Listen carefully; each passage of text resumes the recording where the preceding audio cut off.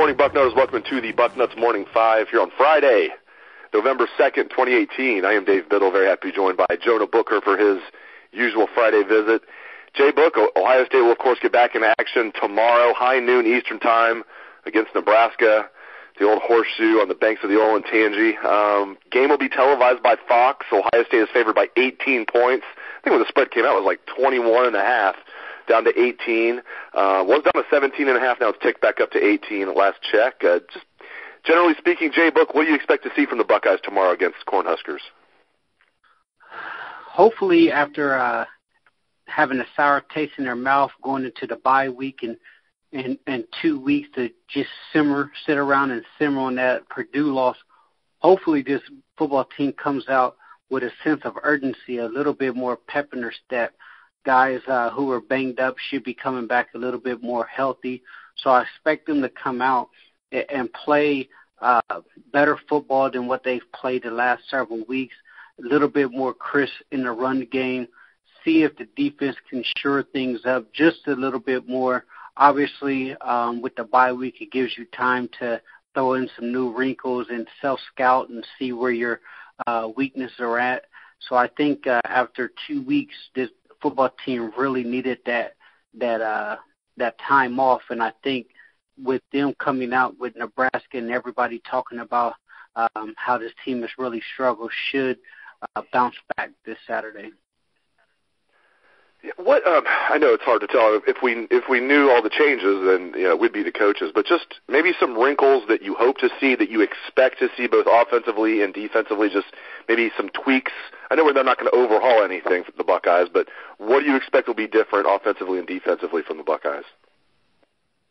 If Greg Schiano continues to walk the linebackers up to the line of scrimmage and continues to get gashed, I would be absolutely shocked. I think you may see a situation where he's not as aggressive as what he previously was. That was one of his major downfalls. I know the Purdue head coach came out last week and said that every time Schiano walked the linebackers to the line of scrimmage, they knew how to gas Ohio State. So that's something that you pick up on whenever you're doing your self-scouting.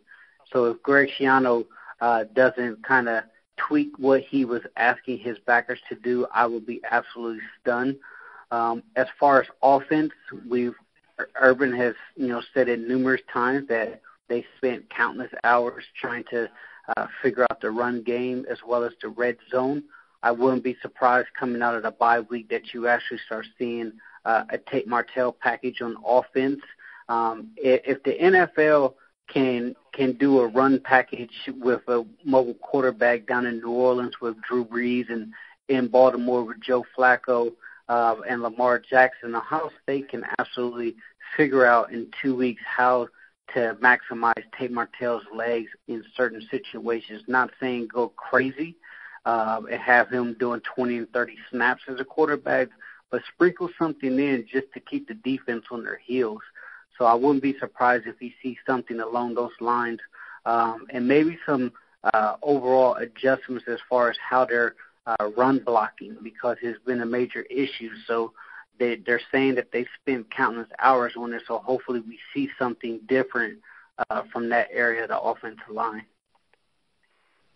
Shaun Wade to safety, it's something you and I have been talking about a lot on the show, maybe every week. We've heard rumblings it might happen. It sounds like it might finally happen. It sounds like Shaun Wade might finally be the starting safety opposite Jordan Fuller.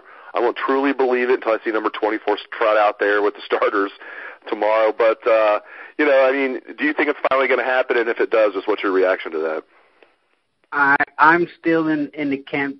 I believe it when I see it. I said it the last time when we talked about it, and the coaches were saying, this is something we're heavily looking at. But I can see them in a situation during the bye week trying to get Isaiah Pryor playing at a higher level and getting him to understand his keys better. So I would not be surprised if you see your same starting safeties back there.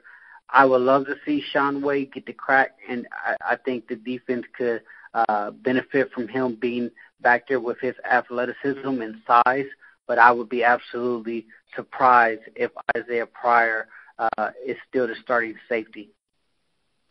what do you make of everything that's happened with Urban Meyer just over the last week? With him saying he is coming back, but it wasn't, his body language was awful when he said it. And maybe, he meant every word he said. He just wasn't feeling good that day and didn't feel like being all boisterous about it.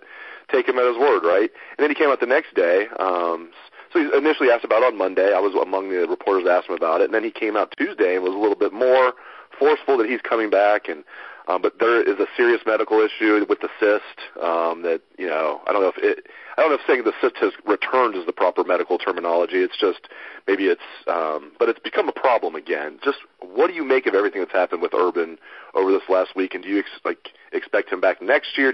What do you expect his longevity to be at Ohio State? Yeah, and I just want to say props to you for getting the ball rolling and asking that tough question that needed to be asked to him in regards to his future at Ohio State. And I think if he'd have just left his answers where what he said, as far as I'm good, don't worry about me, I think a lot of people would have kind of moved on. But I think it really opened up a lot of eyes for him to have to really call the media back the next day and release a statement with his doctor kind of being transparent in regards to his health.